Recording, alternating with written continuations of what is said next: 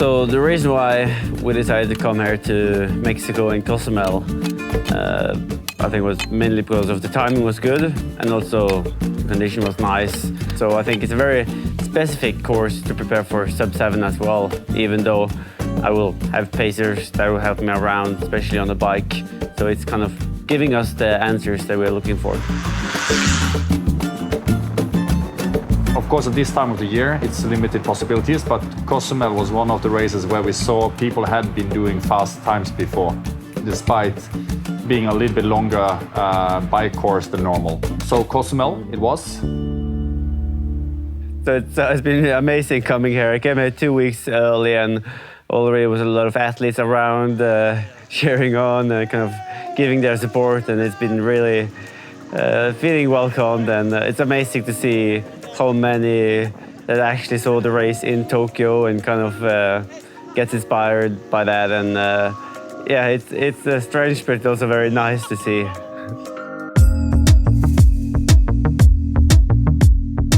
(2,320 meters of training in Sierra Nevada really doesn't allow for very aggressive or a lot of heat training. We had to start it easy there, but we knew we had to get to Cozumel with enough time in advance, and from all the testing we have done into the Olympics and so on, we knew that Kristian needed approximately minimum 7 days, probably 10 days to be on the safe side. And here we had, with 2 weeks, we know that we should have enough time to prepare also for the heat that we eventually will face.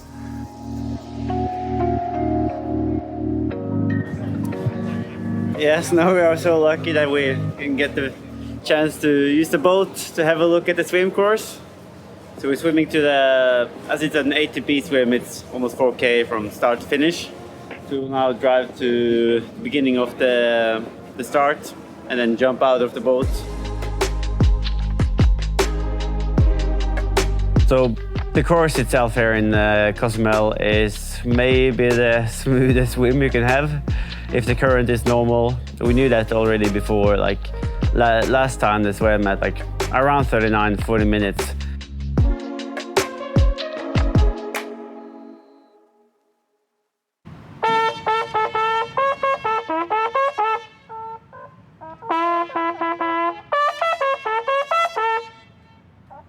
So now the hassle of understanding all the colors of the bags is always kind of as confusing as always. So we were so close to miss the T1 and T2 check-in, but I was stressing quite a lot when we were putting on, like up there on the balcony, putting on the new chain ceramic speed for the race. It was like 1 hour left until both T1 and T2 was closing.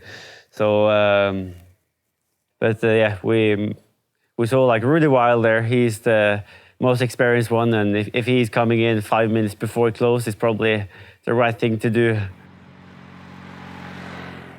One of the things that actually caught us a little bit on surprise when we arrived at Cozumel is that we knew already that the wind conditions could be challenging, meaning that the downwind part would be in a protected area where we wouldn't get any advantage from the tailwind. While getting into the section where we would have headwind, we would be completely exposed to the wind or mostly exposed to the wind. What we maybe caught us with a bigger surprise is actually the rain.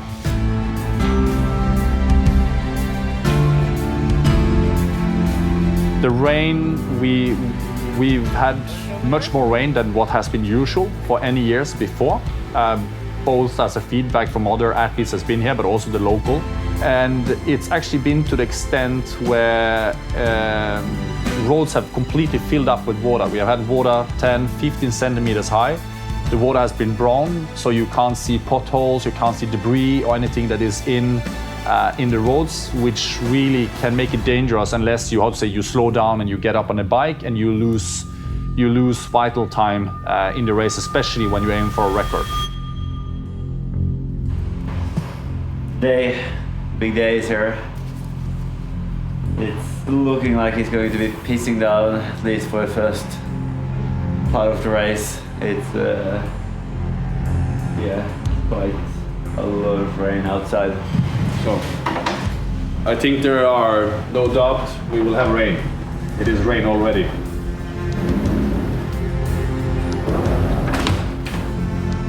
Beautiful. Not fast. Beautiful. Lovely. Little bit disappointed. You can't do anything about the weather. The weather is what the weather is. But of course, Kristian, I'll say, mentally preparing for, how to say, getting into the water, what to do, what to focus on, just finding the flow. Of course, I have the time to continuously run through my head what is this gonna look like.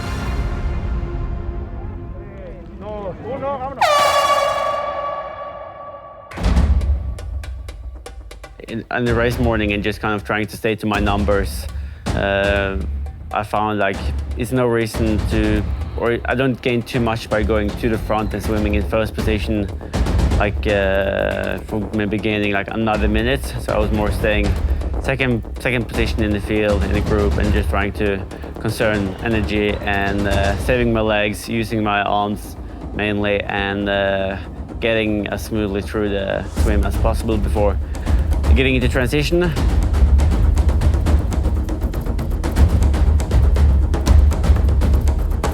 Because I felt like the numbers was reading so high compared to how I was feeling. But then so I was thinking maybe there was something wrong with the calibration.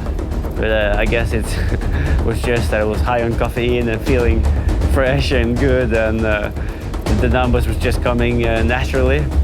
So pushing maybe I did most of the work, like the first hour. But it felt like a long train behind me.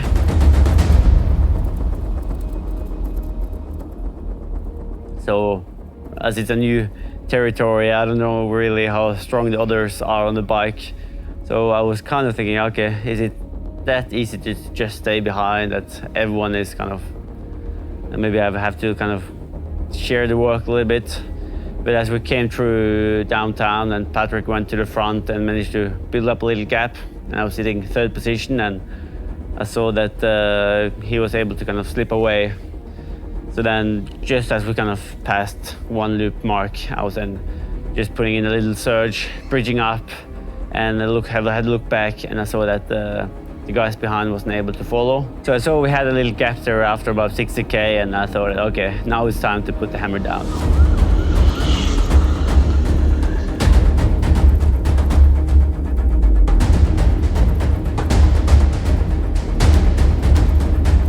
They say actually now that the estimated finish time for the bike is 4:0.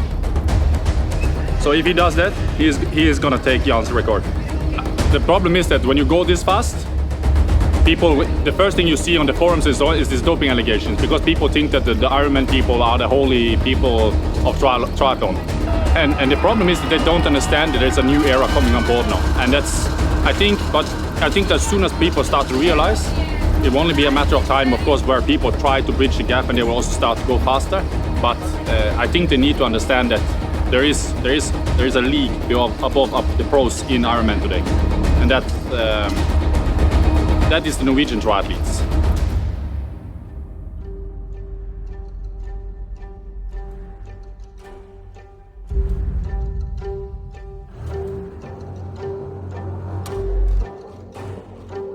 So I knew that I was then doing the math and kind of thinking, okay, what if I do 2:45 run 2:40 or 2:35? So I kind of had a good overview of what I needed to do to be able to go sub 7:30 or 7:40 or even 25. But I also felt like my stomach wasn't the best. From the morning, it was quite kind of, it's easier on the bike because then you're just sitting on the saddle.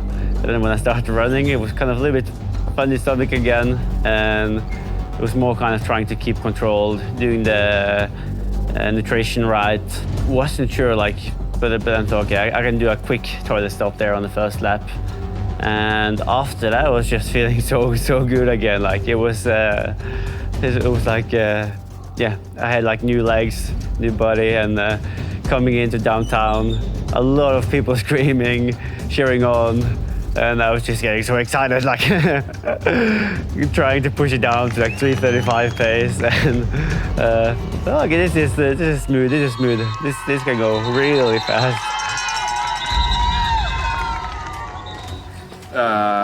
If he keeps he's already at a 2:30 marathon now. But his 14K is one out of 3 laps. This is when I see he passes the 30K mark, if he's still keeping it up, I think he will bring it home. What about the 30K wall? Oh yeah, the 30K wall. I was actually thinking about there when I went out on the last lap. I was just trying to go like, it's better to go 5-10 seconds slower than ending up having to walk. And it's kind of when you start kind of running almost in the same pace as the age groupers around, like often on the first lap you're just kind of flying past, but then the closer you get to the finish line, the often it's more like you're running the same speed. So it was very tough to start overtaking the people in front of me. From 10 to 5K left was maybe the toughest part.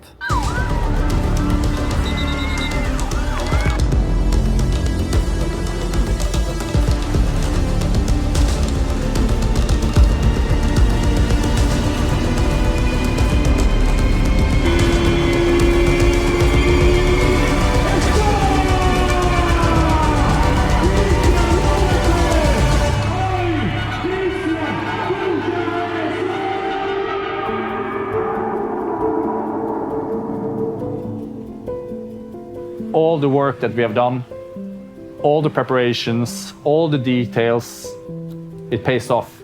The amount of hours we put into just all the preparations to just be the best, have all the margins on our side, and be able to come home again and basically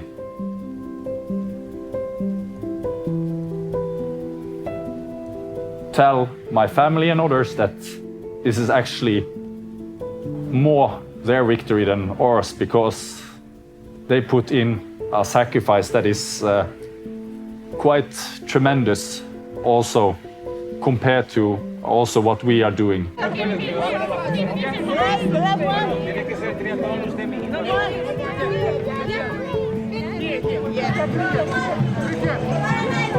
you. I'm really obsessed with you. I sent you a DM telling you. Fy faen, for en mann.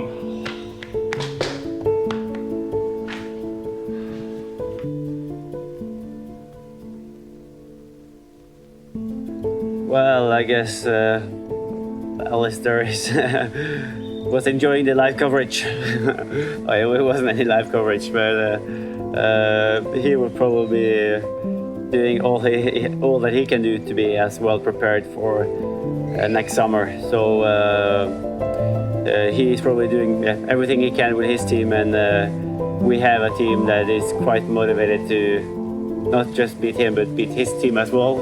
So it's going to be a really fun journey to work towards, and probably he didn't expect me to hold on that well in the humidity as it is, I guess.